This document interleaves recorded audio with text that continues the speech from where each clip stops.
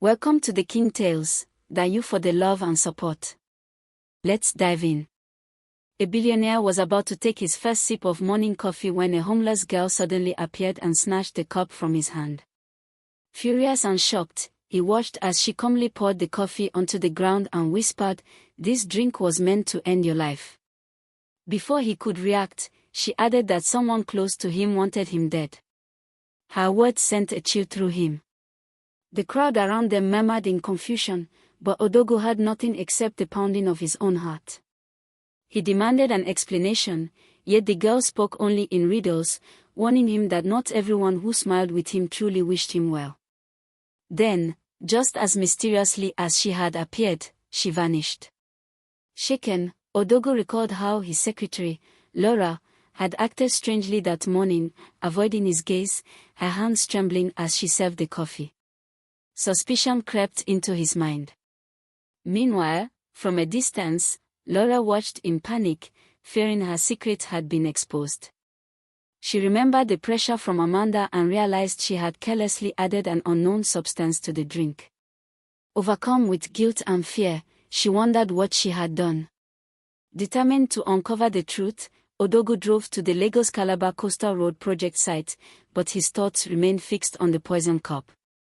Even as engineers briefed him about construction problems and local rituals performed to calm the restless ocean waters, his mind was consumed by betrayal. Unable to focus, he left and went straight to his trusted friend Kenny, a laboratory technician. Placing the cup before him, Odogo quietly requested a full test of the remaining coffee. As Kenny carried the sample into the lab, Odogo sat anxiously, waiting for results that could confirm his darkest fears. 30 minutes had never felt so long. As Odogo waited outside the laboratory, his thoughts battled each other. What if the homeless girl had been wrong? What if fear had clouded his judgment? But what if she had saved his life? When the lab door finally opened, Kenny stepped out with a grave expression. One look at his face made Odogo rise to his feet. The result was worse than he feared. The coffee contained a rare toxin, one that walked slowly and silently, killing its victim within 2 weeks. If he had drunk it, he would have continued living normally while death crept quietly through his body. When Kenny asked where the coffee had come from, Odogo admitted that his secretary, Laura, had served it. Kenny immediately advised him to report her, but Odogo hesitated. Laura's trembling hands and fearful eyes did not look like those of a mastermind. She might have been used. Promising to handle it carefully, Odogo left with a new certainty: someone very close to him wanted him gone.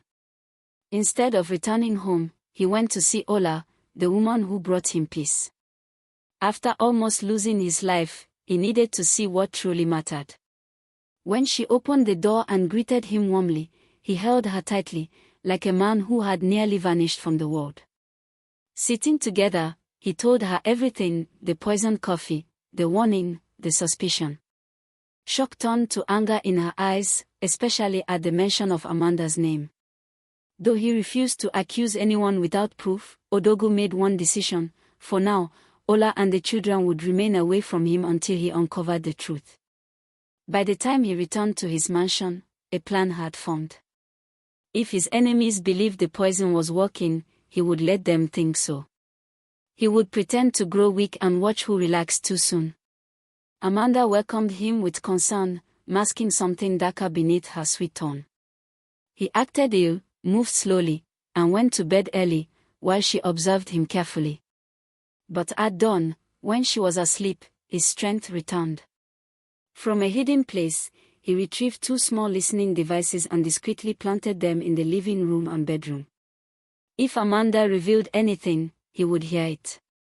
Later that morning, Amanda called Laura to confirm whether the substance had been added to the coffee. Laura nervously assured her it had and claimed Odogo had taken a sip. Satisfied, Amanda decided to wait. Meanwhile, at the office, Laura struggled with guilt as Odogo pretended to suffer from headaches and weakness. When she offered to prepare another cup of coffee, he fixed his eyes on her and declined. The silence between them was heavy with suspicion. That afternoon, Amanda's friend Nikki visited. What began as casual conversation soon shifted into confession. Amanda admitted she had secretly bribed a doctor to hide the truth about a past abortion that had left her unable to bear children. Nikki urged her to consider other options, surrogacy or adoption, but Amanda's bitterness ran deeper than regret. There were still secrets she had not yet revealed, and as she prepared to speak, the hidden devices silently recorded every word. Amanda's confession came out without hesitation. She admitted that she had lied about being pregnant and had even staged a miscarriage, cruelly placing the blame on Odogu's sister. When he later fathered triplets with another woman, her bitterness turned into hatred. With cold certainty, she revealed to Nikki that she had poisoned him, using Laura as an unknowing tool. Horrified, Nikki immediately cut ties with her, warning that such evil would not go unpunished. But Amanda, blinded by jealousy and pride, believed she had secured her marriage. That evening, Odogu returned home, still pretending to be weak. Amanda played the part of a caring wife, offering him dinner and urging him to rest, all while secretly rejoicing that the poison appeared to be taking effect. When night fell and she believed him asleep, Odogu quietly retrieved the hidden recording device. His heart pounded as he listened. There it was, her voice, calm and unmistakable. She had poisoned him. The truth he had feared was now undeniable. He removed the memory card and kept it safely. He had proof. Moments later, Amanda nearly caught him awake, but he quickly pretended weakness. Then he began the final stage of his plan. He acted as though he could not breathe, urging her to call the doctor. Instead of panic, something darker crossed her face. Deciding not to wait, she picked up a pillow and pressed it down, determined to finish what she had started.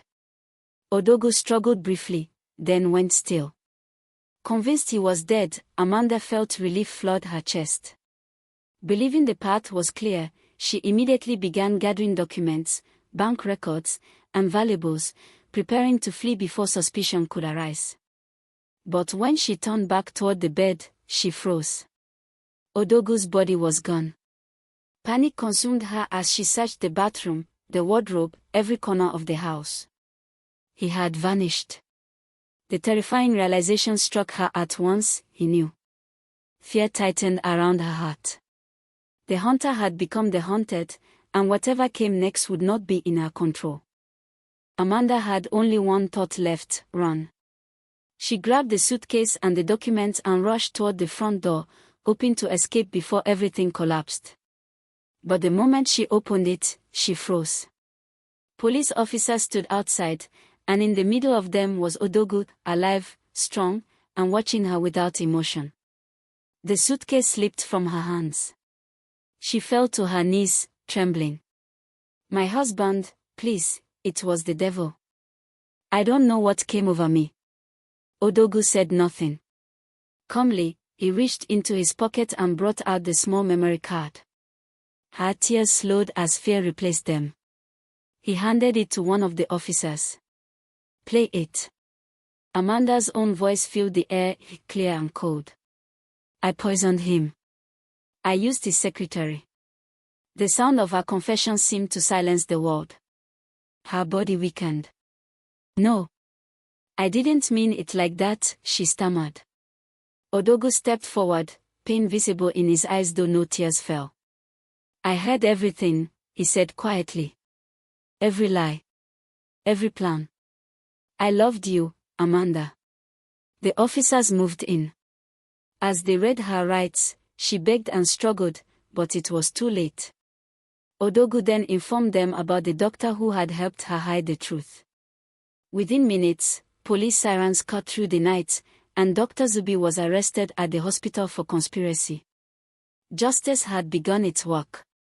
Days later, peace returned to the mansion. Odogu brought Ola and the triplets home. Their laughter echoed through the halls, replacing betrayal with joy. For the first time in years, he felt whole, not just as a wealthy man, but as a father and a survivor.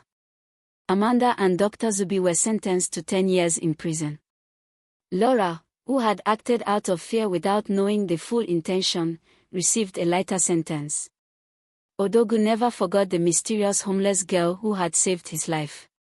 He searched for her, but no one could say where she came from or where she had gone. It was as though she had appeared only for that single moment, to change his destiny. And sometimes, late at night, he would remember her warning and whisper a silent prayer of gratitude. Because in the end, no matter how carefully evil hides, truth always finds a way to rise.